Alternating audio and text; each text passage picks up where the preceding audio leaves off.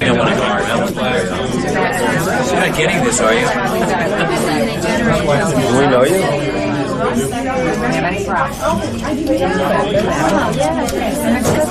So Ben, since you're a non-favorite stuff? If you had to choose anything you could have for me, yeah, a lot of what?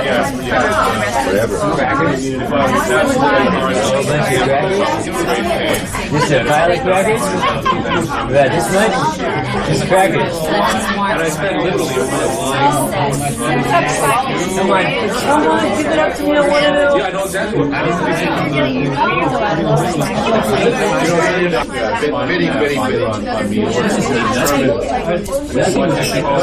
Can you read my mind? How far does that wireless mic go? Oh, you can walk. I don't believe this. Oh. We were teaming. That's my stepdad. Gonna get out of the picture. Oh, this is so fun.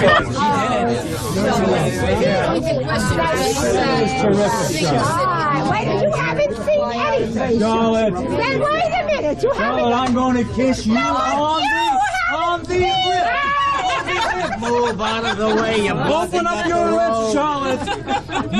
Move. Selma, look at the left. Look on the wall at the left. See it, Jim? See the end? Happy anniversary. Selma Nor, we love Charlotte. That is just brilliant. That's really gets a gold star. That gave you anything yet. I'm looking at, this. Do you know what happened? I had this picture. We went to the bar mitzvah, and Stephanie said, Zombie, they call me Zombie. Could I have that picture? I just want to have it. I said, sure. This is why they want it. That's right, Selma. Come here, Selma. Do you see those balloons? Oh, I have 50 gold balloons. Selma, with 50 gold strings. 50 gold. And I really? This is gorgeous. 50 gold. You can't get gold. Did you know that there are 50 gold balloons because it's our 50th anniversary? That's right. Charlotte. Selma, you ain't seen nothing yet. Wait a minute, Selma. No. Because you guys come out down here. You will see La Fiesta raises. Go over there and take a look at the centerpiece.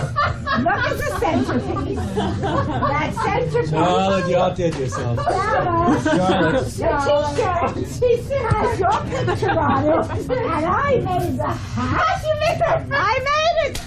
And that's a wonderful naval officer's right. That's right. Benny made the bench. And look at the gold. And the gold over there, and the gold bells underneath. This is absolutely sensational. This is a pièce de résistance balloon. Charlotte, Oh my you did a God. fantastic job. It is without a doubt. You had to work through it. Oh, Selma, one of these days I will tell you. She knocked herself out with that. This is prime. Wait, Norman, come here. Where's Norman? Selma, Norman, come back. I want to show you something. Come here a minute. Come here, Norman. I had a problem. You see, he has a Norm. Of course it has it. But see, on your First, I have to find my cane before I go any further. on his jacket, there's like the Okay, thing never that mind. you're supposed to get over here, which is from a different war. Right, when you're- but I couldn't get it anywhere, so I didn't care. I made him an admiral, so I put that there. Norman, she made you an admiral. Yeah, because I did this. Why not give him, he should have more status. Selma, do you know what went into that hat? What did it say? I love that hat. That hat to me, that is the best hat I ever went saw. into Look at all the gold braid around there. Selma, I want you to know she's pretty. Nothing, not chopped up either. She's not, Selma, look at the flowers. I got her the best Look at flowers. that lovely veil. And look, her veil. The veil flans out in the back. It's a special. It's a best lace you can get. You can't get better lace. And on the bottom there are bells. I know. And then you have Bells. 50 over here and baskets. Gold baskets to show that it's going to hold bounty forever. Of course. Naturally, I made the bench. Oh, sure. I tell you, in the back of the bench, you'll see he made a heart, but you can't see it. I'm going to see it. It is Selma, nobody could have this kind of imagination or effort. I want to tell you This is that you Lafayette. outdid yourself beyond belief. Beyond belief. That is true. You see, I could I love have it. gotten Yes. Yeah. a one for each one of you and Right. put you on a throne. It would have Right. been no, but I had you. Do you think it was easy to buy those T-shirts? I had to run all over town to buy babies' T-shirts. I had to buy a tiny baby's T-shirt, and then I had to pull it. But look at that little hat and look at the veil and look at the little touches. Sean touches my heart. Selma, she also has a very pretty lace, a lace garter. I know. It's a I very see sexy that, garter. of course. Now, I want to tell you, I Of also course. bought them shoes, which I so, paid yeah, for, but I'm glad I you got did rid of know. them. Yeah, I'll tell you right, why, because they hid the yes, picture. yeah, So right. I threw them. That was among the many things I paid for that I threw Do you know out. what happened? I said, Yeah. Yeah, you should step over there. I want you to take it with me because I thought it'd be kind of nice to have it. I have it, Sam. I'm going to get it back. Charlotte, That's why. So I'll tell her to give it to you. I spoke to them. I drove them crazy at Danny's bar mitzvah because that's when they gave it to me. No, they mailed it to me. And I kept first 2 cents.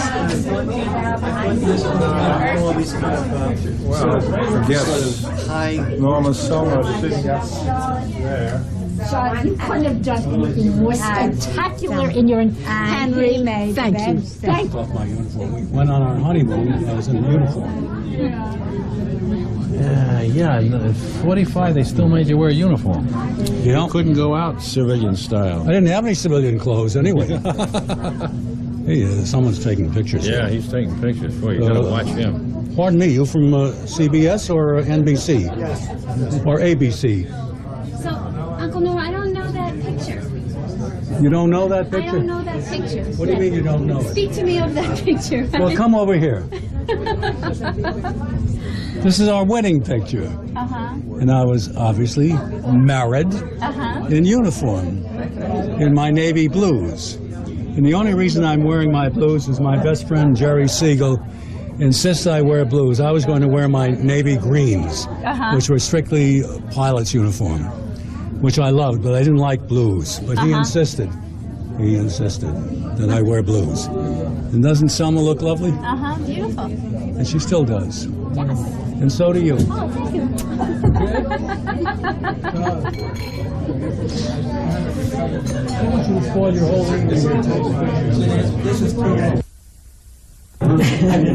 Joni taught with Selma at the Woodrow Wilson High School many years ago and have remained very close friends all these years. And Joni and Richard have left New York City and gone to God's country, Maine, and now reside in Kennebunk. See, I have a prompter here. And so we welcome both of you because you're very dear friends. Joey is part of the family. Of course. When I say family, Yes, that's right. At your house, the when I say family, That's right. Yes. now one last individual to be cited. Marianne. And, pardon? Talk about Marianne. I know I'm going to. And so did I tell you you look very good tonight? He didn't say it before. He was angry with me. I'd like to introduce you, if you haven't already met him, to Sydney Annis. Igdal. It's Sydney, Sydney would you, Igdal would you Annis. stand up, Sydney? Igdal.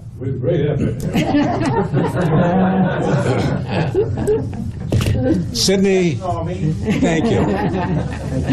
Sydney is not Sydney, is my closest friend. We went to college together, so I've known him for about 59 years. Sydney has been a very dear friend all these years, and he's a wonderful, wonderful person. When we were in college, Sydney was interested in drama and in acting. Did you hear that? Jeopardy. And he was in the All-University Dramatic Club. And he was in a number of plays, including, I think, what was that play? Brother Rat? Brother Rat. I found that I couldn't spend much time in extracurricular activities, nor could Sid, but I was spending most of my time working and spending as little time studying. And but I wanted to do something, and I became the publicity director for the All-University Dramatic Club. And Sydney was in our play being launched, Brother Rat. And I had posters put up at all the colleges at Boston University. Do you remember what those posters said, Sid? I sure do, but I want you to tell. The posters quoted from the play. Great day in the morn, a baby. That was a quote. I was called into the president's office for distributing these obscene cards and was told to pick them up and remove them all. At any rate, Sid and I had a great time together at college and have remained friends all these years. And what I remember most vividly in college is our singing in empty classrooms, Achichordia. So Sydney, I love you. Sydney, Now we may proceed to eat. I want to say something. No, you don't. Yes, I do. If I had met you, I would have remembered. So obviously, I didn't, because you are someone one remembers. Okay? What? What? What? Good Lord. He said, how could you not remember me? I said, I don't think I ever met you. I agree. I think he thought he How come did. I met Laura? I said, For some, I don't remember the circumstance. I don't know. I don't know either. You know, he was first. yeah. While we're waiting for food to be served, since I have this unconquerable desire to speak, let me tell you more about Sydney.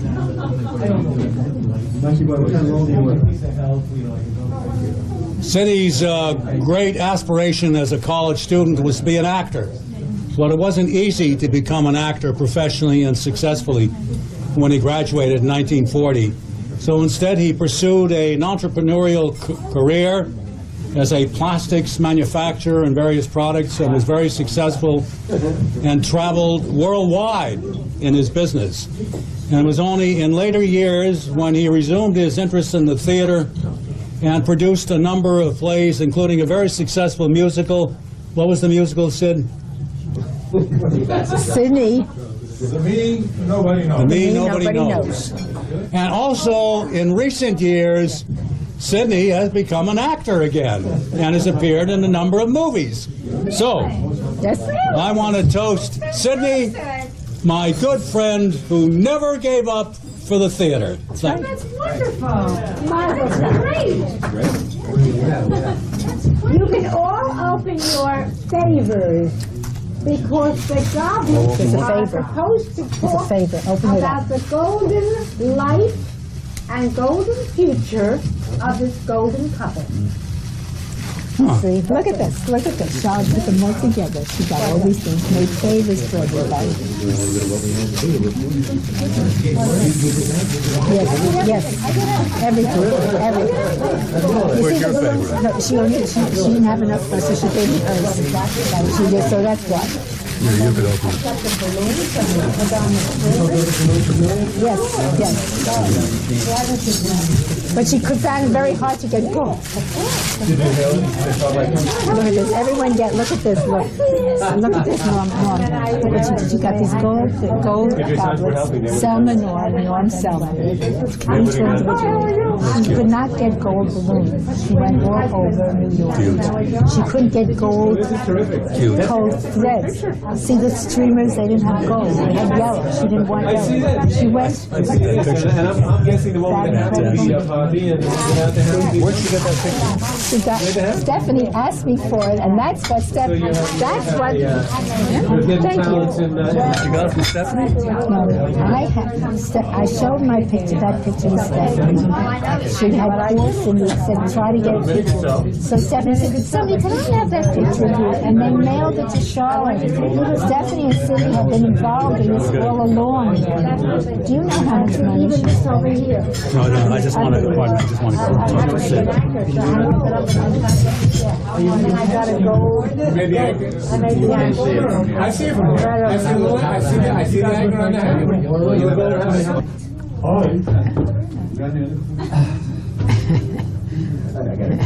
So you can like a toast? Can't find it. The ring, please, the ring. The poster up front, by design, has a string, and at the end of the string is a pen. That pen hopefully will serve a purpose. We would like as many of you as will sign your name, write a little message of love or what have you for our two hosts of honor before you leave. We thank you. Oh, that's very nice.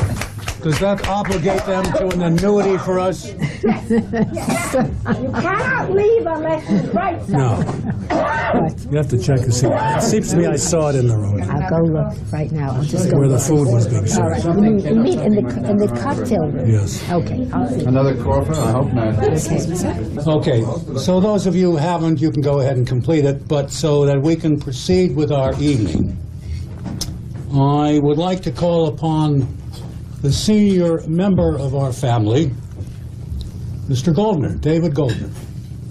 He is the... on you yet. Remain seated until you're called upon, please. David is the eldest and the most mature of the three brothers-in-law of the three husbands of the three sisters born of Minna.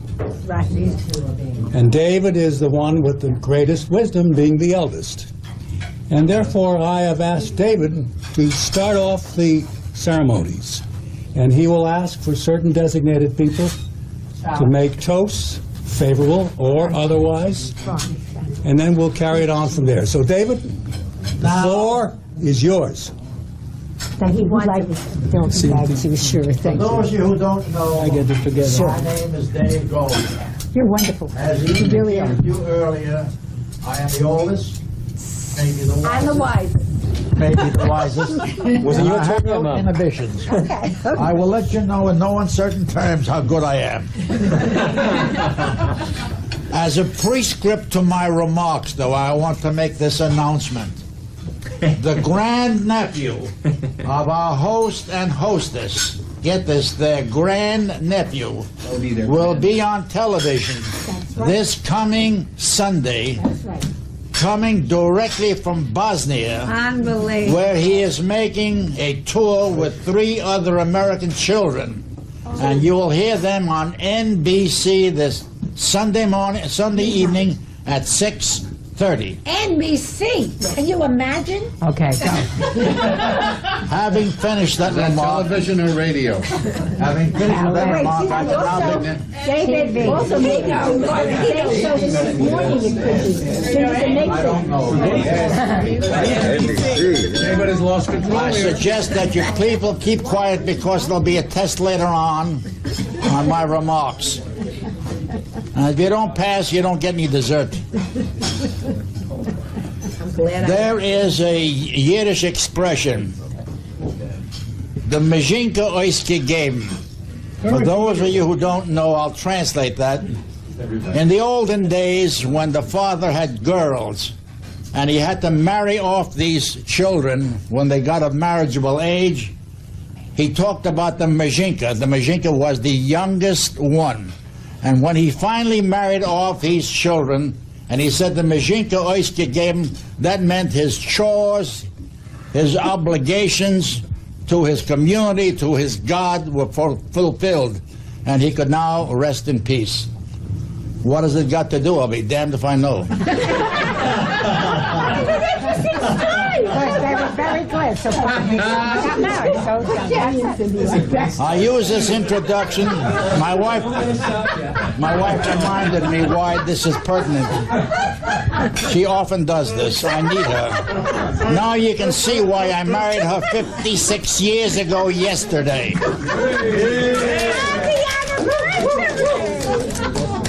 contributions to your charity will be accepted in my name. My point is that these two young people here, she being the youngest, the Majinka, she wrote me a letter. I have it here to show you that what I'm saying is actually so. Can I help you there? Never mind. Whatever you're saying is being recorded for posterity. She wrote me this letter, which I am now opening up. Opening the letter out. And this is what she... Now, why did she write me? I'm glad you asked. Because I'm going to tell you anyway. In 1943 to 46, like some of the others here, at least two others that I know of, we were in Uncle Sam's Army or Navy, and we had a specific job. My job was one where I was considered a somewhat partial hero. Not quite like Colin Powell, not quite like Eisenhower, but I brought back in good sexual health many of the thousands of men who returned here. Thank me. On that basis, she wrote me this question. Sexual health? Well, he was a. That's what I thought he said. That's right. Oh, he provided the injections, did he? You heard me well, young man. She had some questions which she wanted to write me, so because I was what I was in the Army, she felt that she can ask these questions of me and get an intelligent answer. I'm prepared with my glasses, you'll excuse me. The glasses are right here. Yeah, these are to be wrapped. Yeah. 56 years, I still need her. Oh, there you are. She had 6 questions she wanted answers to. Being only married for 50 years, of course, she didn't quite know all of these. So she asked me for my intelligent answers. The first question, she said, is there any way to tell how long people should make love? And my answer was very quick. The same as short people. Then she asked, I'll wait while you figure this one out. Ginger, can't you do something? Next question. Should you kiss with your eyes open or closed? Answer, I said, neither. You kiss with your lips, stupid. Then she asked me, would you call oysters, shrimp, and clams aphrodisiacs? My answer was, no, call them bouillabaisse.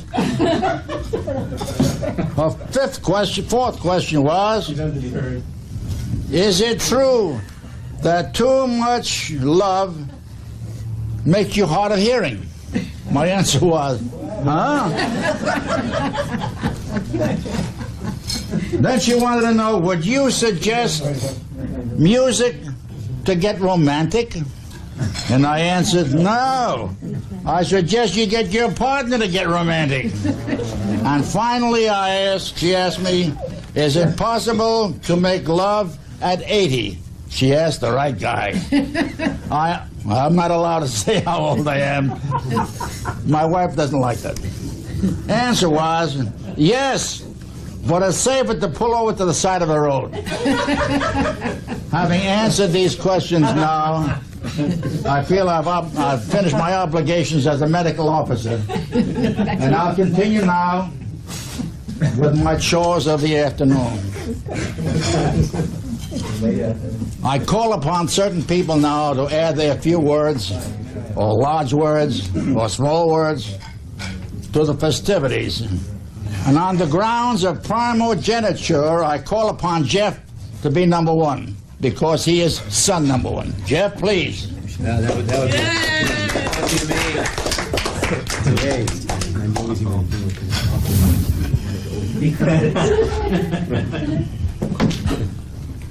So far, it's been good. Well, this is the first time that I've ever had to write anything down, because it's the first time I was told that I had a toast.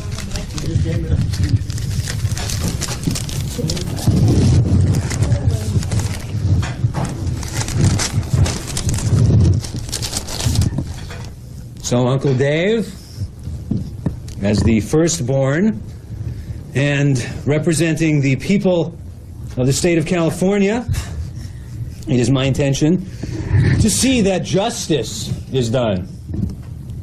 And what is justice? What is the intention of justice? The intention of justice is to see that the guilty people are proven guilty and the innocent are freed. That's simple, isn't it? It's not that simple. So, let us forget about innocence. Let's talk about guilt. I'm not talking about generic Jewish guilt. I'm talking specifically about the two guilty parties at the end of the table, Norman and Selma, or as I like to call them, Mom and Dad. Guilty, guilty, guilty, guilty. Guilty beyond a reasonable doubt, beyond a shadow of a doubt. Guilty of love in the first degree. And the only appropriate sentence is life. Not 50 years. Life. Life without the possibility of parole. Let's get back to the beginning. Let's get way back to the beginning. Back to where it all began. World War II. Bermuda. A military hospital. Uncle Hank, sitting over here, and Norman in adjoining hospital beds. A happily married man. And a bachelor. The predator and his prey. Hank is already married to Charlotte. Some of this you may be familiar with. Laura is married to Dave. Two sisters down, one to go. What to do? Well, the war is on. A soldier must follow orders, and Hank, you may not know this, Hank is a good soldier. Hank's a good soldier, so he does what any good soldier will do. Joins the Navy. He is a soldier in this rendition. He takes advantage of every opportunity to catch the enemy with his pants down when he's most vulnerable.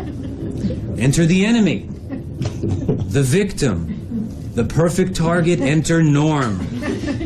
It's almost too good to be true. A bachelor and an officer, and most important, Unmarried. completely delirious after a tonsillectomy performed without anesthesia by a drunken doctor. It's not fair, it's not a contest, it's much too easy. Hank doesn't even need to show a picture of the unmarried Selma because, of course, she bears a startling resemblance to Charlotte, the twin. If you use the twin, you can reel him in. If you use the twin, you can reel him in. The hook is baited. But two things intrude. One, the war. WW2, the big one. And two, Norman is no longer delirious. In fact, when he does regain his senses, he immediately recognizes two facts. One, he is in grave danger. Two, he has no idea where his tonsils are. Now, Norman is not one to do things halfway. It is all or nothing. If the job is worth doing, it is worth doing well. He must escape with or without his tonsils, but he does not leave the hospital. He doesn't just leave Bermuda. He does not stop till he's in the middle of the Pacific. The Japanese, fat on the Japanese. But I'm getting ahead of myself. I'm sure I'm getting ahead of myself. Norman does not know it yet, but there is no escape. And this is important. You can't escape your destiny. And in Norm's case, destiny has a name and a face. It may be Charlotte's face, but her name is Selma. Meanwhile, Hank will not admit defeat. Hank will not admit defeat. This is not a surprise to any of us. He will not give up no matter how long it takes, No matter how far he must go, he will not give up his plan. He has a plan. His plan is simple, elegant in its simplicity, but not easy. Hank knows two things. One, Norm is a naval officer. Two, ships can't stay at sea forever. So Hank waits. Hank, you may not know this, Hank is a patient man. He waits. He waits in Times Square. This is the truth. This is the truth. The truth may hurt, but this is the truth. Hank waits in Times Square. Months pass. Seasons change. Hank waits. Hank becomes a fixture in Times Square and develops a cult following. But I digress. We are here to convict Norman and Selma. A year passes. Norman shows up. He's been at sea for a year. He can barely walk. He hasn't seen a woman since Eleanor Roosevelt addressed the troops. So Hank hits him with both barrels. Once again, he flashes Charlotte's picture. And combined with the offer of free food, Norman is done for. Next stop, the Bronx. It took a year, but he got his man. The mission is accomplished. So if there is someone to thank, it must be Hank. There's someone to thank, it must be Hank. Charlotte, you're not Hank. Now, according to Selma, when she first saw Norm, he was, and I quote, the handsomest man I've ever seen, unquote. Now, since Selma is not one given to hyperbole, this must have been true. She also said, and I quote, I knew when he opened his mouth to speak, he'd be an idiot. Anyone that handsome had to be an idiot, unquote. But he did open his mouth. And he wasn't an idiot. And it was love at first sight. At least that's the story that's been handed down as gospel for the last 50 years. Selma's story. Selma's story. Selma's version of the story the world seen through Selma's eyes. What's never talked about is Norman's story. What did Norman see? What was the truth for Norman? Well, in fact, it's much the same as Selma's story, but it's shorter.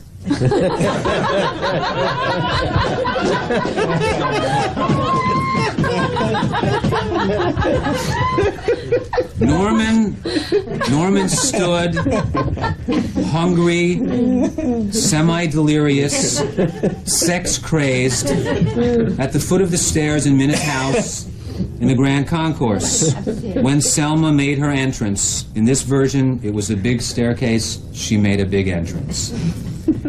And here's a previously unknown quote from Norman. She was a vision, a photograph come to life. I was speechless.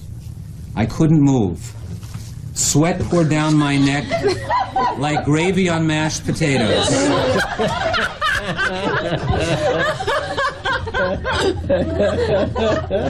Our eyes met, all four of them. Neither of us spoke. And I was deathly afraid to open my mouth because she looked at me like I was a complete idiot. But he did speak, and after 2.5 dates, he hopped the first boat to the Pacific. The Japanese fat! He promised to marry her, but with a war on, especially a really good one, the big one, WW2, he wrote to her. He wrote a letter, and I won't read the whole letter, I'll just read this part. If the war never ends, we can still be friends. If the war never ends, we can still be friends. But the war did end. And there was no escape, and they got married. About, I'm guessing here, 50 years ago today, maybe, say about 50 years ago today. And they're both guilty.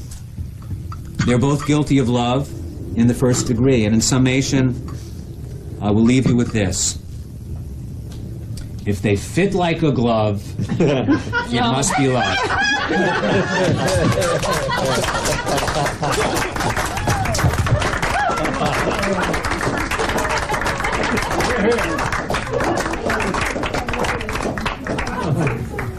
I wish Robert could hear it. Well, we're going to show him the After the remarks of son number 1, I call for further remarks with son number 2.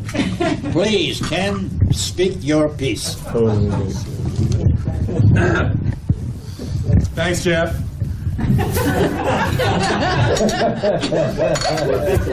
Tough act to follow here. When I speak at public gatherings, it's usually a room full of computer people who are bored to tears by anyone else who speaks, and I always ask to speak last because then I'll sound good.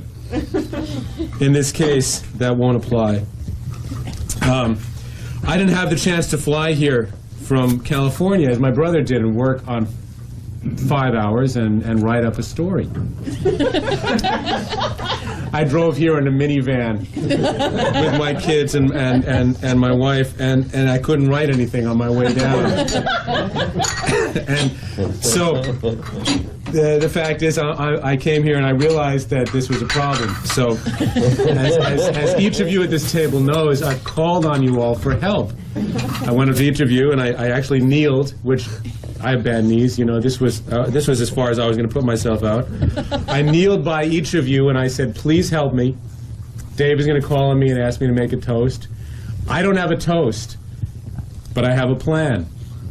And my plan is, I'm going to compare my parents' lives to movies. Actually, I want you to help me. In what movie is there a scene that you think represents my parents' lives? If their lives were a movie, what would the movie be? Now, there are a lot of people at this table, and some of you gave me unusual and interesting responses. I have some of them here. I think Abby's is the most striking.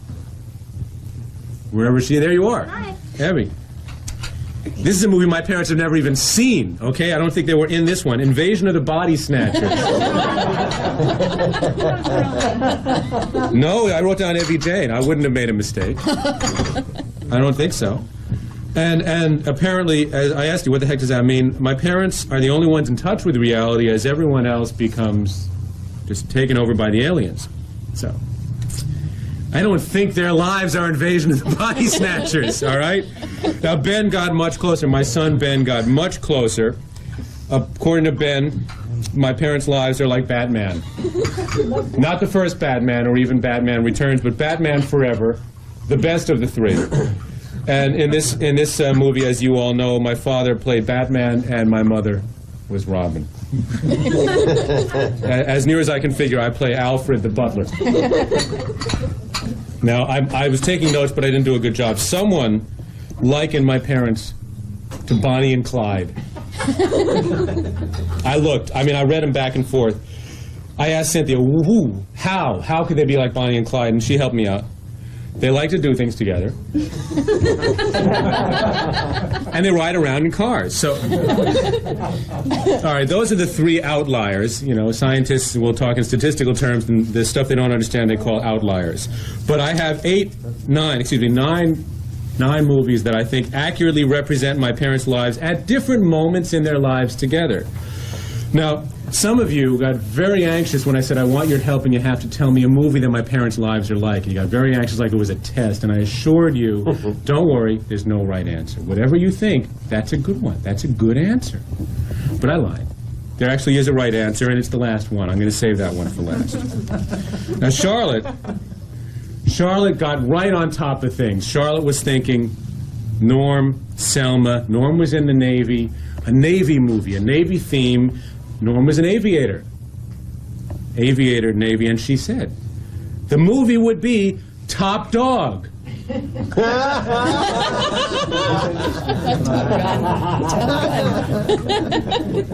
I was thinking Top Gun, Tom Cruise, but it could have been Top Dog. Definitely Top Dog. Now, Rick, I think you were onto something. You had a good one. You and Cynthia both suggested Casablanca. And I love that movie. clearly this is the best movie ever made. Thomas Edison invented the film camera, but it wasn't until Casablanca that they really made a film. It's a great film. But who's the guy that my mother goes off with in the plane? Excuse me, it's not Casablanca. She goes off with Humphrey Bogart, so that's not right. She ought to. In the real world, it's not Casablanca, so that's not right. That's close. Now, Dave, you really had, you had a moment. I like this. Romeo and Juliet. The balcony scene, love at first sight. It's Minna's apartment in the Bronx.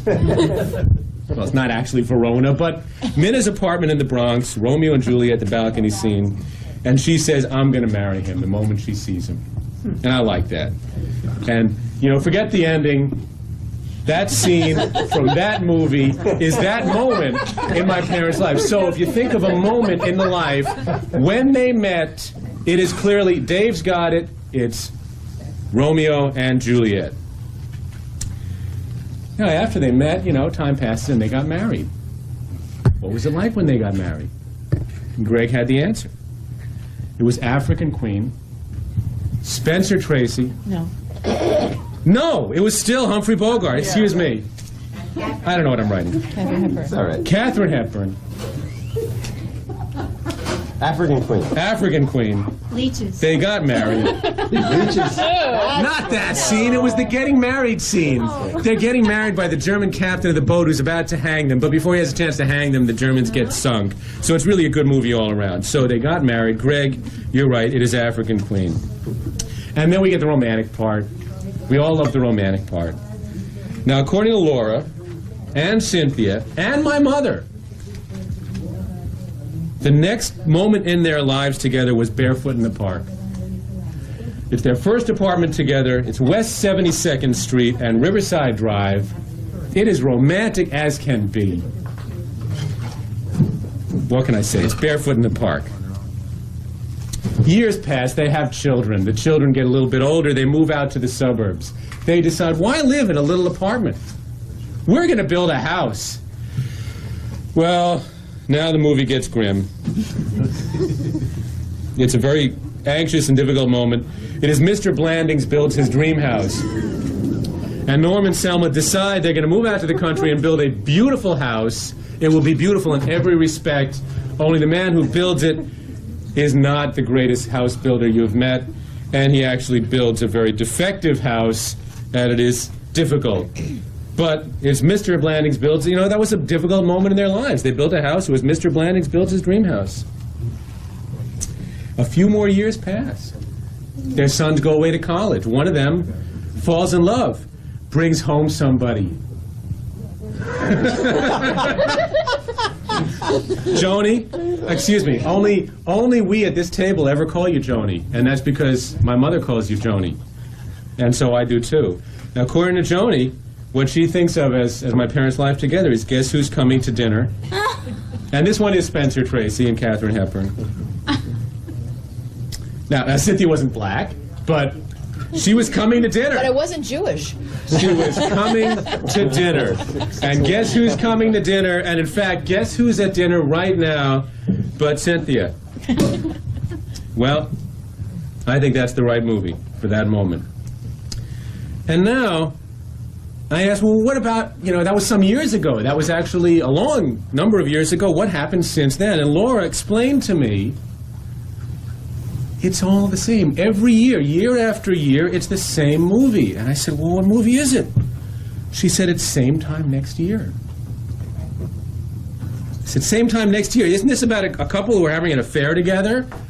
And she said, that's right, they're having an affair together. Year after year, Alan Alda and Ellen Burstyn are continually renewing their romance. Their affair goes on year after year. It just happens in your parents' case, they're married to each other.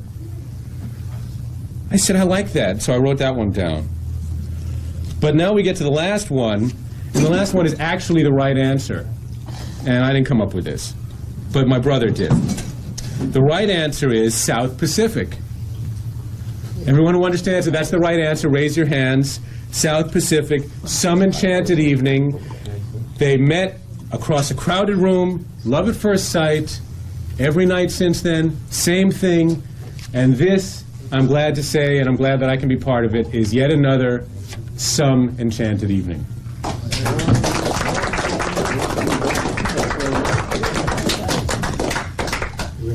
After those remarks from the children, I call upon the older generations to come on and give us their point of view. I call now upon Hank, brother-in-law number 2.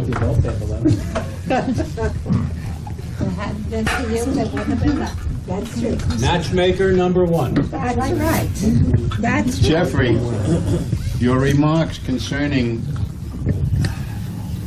our initial meeting weren't quite complete. On my way overseas, I was unfortunate enough to get pneumonia, so I was hospitalized in Bermuda. And after being given the sleeping pill and waking up the following morning, I looked to my right, and there in this cot bed was this apparition with blood streaming down the side of his mouth, as white as the whitest of sheets, barely conscious, but conscious enough to look at me and hear me. And I looked at him, and I always like to tell it the way it is. I said, "You know something? You look like death washed over." And he really did. The other tidbits that Jeffrey spoke about were reasonably true, but the time sequence was a little off. When I came back from overseas, and it was sometime in 1945, was it, Norm? I was down. What was I doing on 42nd Street in Broadway? Looking for broads. I was looking for a hooker. You were walking on 42nd Street where there were Victory Girls. Right. I guess that was it. I was with them. Is that what they call them? You were not. I wasn't with them. Norm appeared, and I said to Norm, after an effusive greeting, I said, "Do you remember that picture that you saw of my wife in her wedding dress, that beautiful, ethereal, gorgeous, almost seething with emotion picture in its calmness?" I said to him, "You know, Norm, you love that picture so much. I have a surprise for you. There's another one at home just like her." He didn't know until that time that this particular apparition had a twin sister. He is sick. So I said, "How would you like to meet the twin of this apparition?" He says, "Impossible. Nobody can be as beautiful as that picture."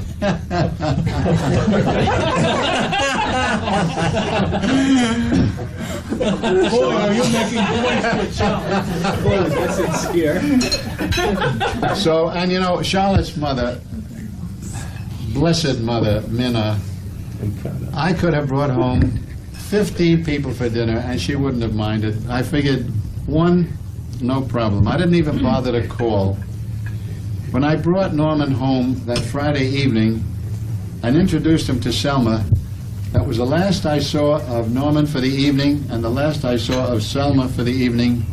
They secreted themselves in a corner of the living room and put a curtain in front of them, and I didn't see them until the following morning. Sure. This was after the first meeting. Sure. The first meeting. Anyway, we 1 second. No. Did I enjoy myself? Norman, I must tell you that it was indeed a pleasure to have brought you home from almost sure death in the Pacific when you crashed. I brought you home personally to Selma, and I take full responsibility. And credit. I take full responsibility for this affair tonight, because had it not been for me, would he have met her? That's right. There is truth to that. Totally true. I call now upon the first of the members of this organization here, assembled here, who was not a member, direct member of the family, but a longtime friend. 59 years. Sid, will you do your thing? With pleasure. First, I want to thank Selma and Norm for making this evening necessary.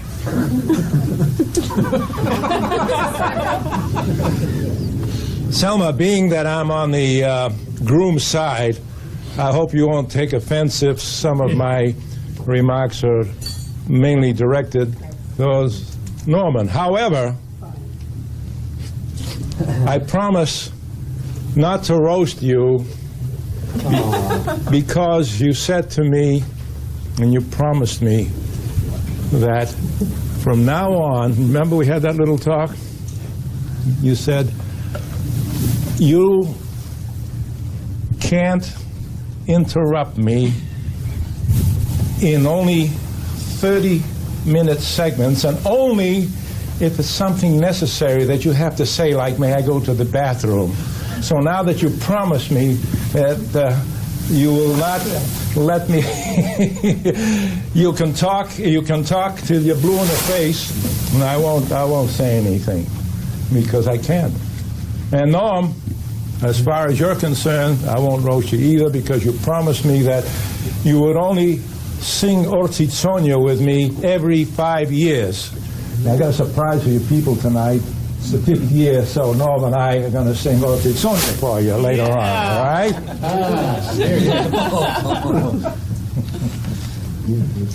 No, he just doesn't. I hold a very, I could call it distinguished record.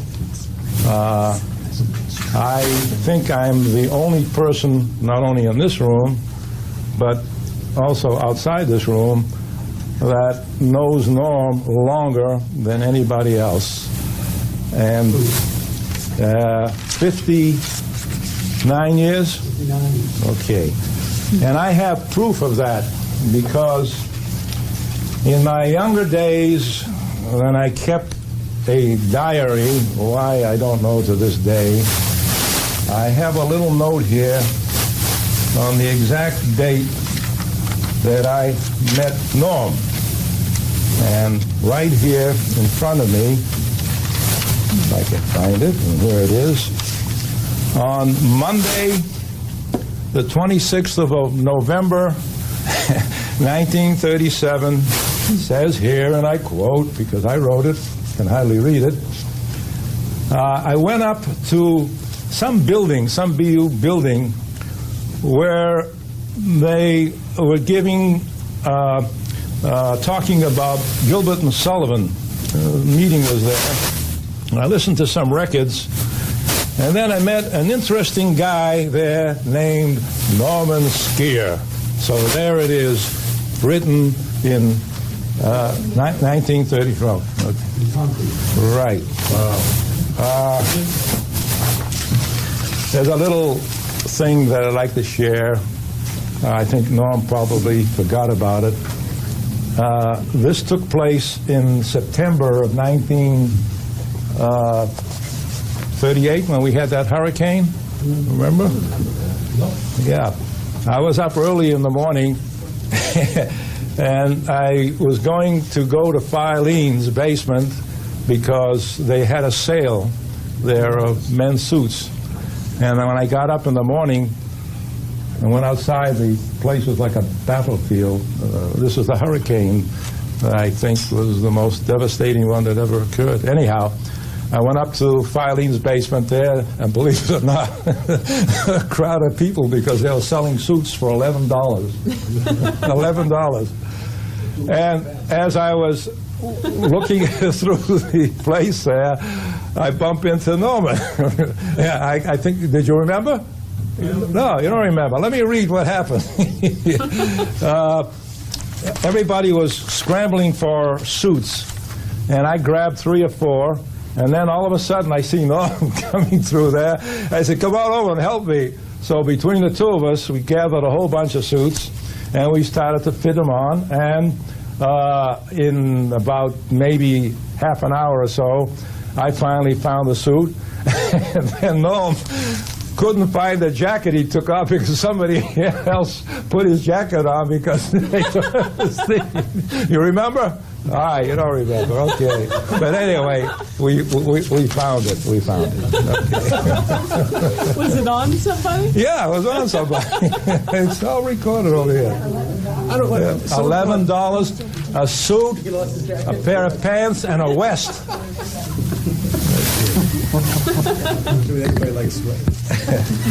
I have to relate just a little incident here about my boy Norman. Norman says he was always busy and he didn't have time to do much socializing, but I happen to know otherwise. And the only problem was with Norm that usually he would attach himself to one or two girls whose names I could or couldn't mention at this particular time. And occasionally he would allow me to make a blind date. Unfortunately. So one day, Norm and I went on a blind date. And, you know,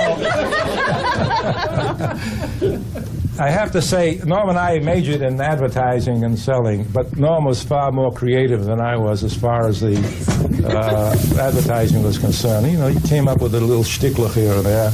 So we knock on the door, and there we see two of Ringley Brothers' bearded ladies. And I tell you, these women were hairy. And so Norm and I went into the parlor, as you did in those days, and both of us looked at each other, and I said like this, like new, and he said like this, new, what do we do? And the next thing I know, took place just in a few minutes. Come, I got to go to the bathroom. You got to help me. We went to the bathroom. They closed the door. There was a window there, I don't know, about this size. We didn't know where it dropped to.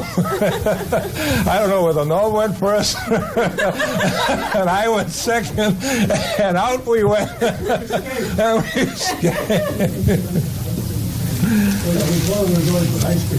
We did, yeah. The bathroom window? We're still out. What's that? You're still waiting. We're still waiting. Anyhow, I didn't fly in from California, so I don't have the time to do all the work because I had to take the Cary bus here, so I didn't have much time to prepare myself. But later on, Norm, I have some little tidbits here that I'll pull out from my diary for you. And just one other thing here, if I can find it, and I will. Oh, yes.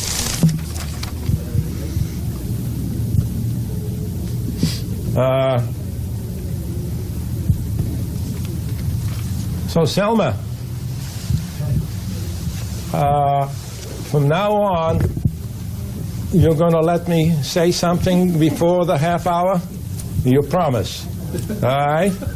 You'll raise your right hand, and I've got witnesses here. And I want, from here on in our relationship, I want to be able to say something without having to go to the bathroom as the excuse, okay? And Norm? Yes, sir. I love you. You've been my dearest friend for all these years. We shared a lot. I want to continue to share a lot more with you.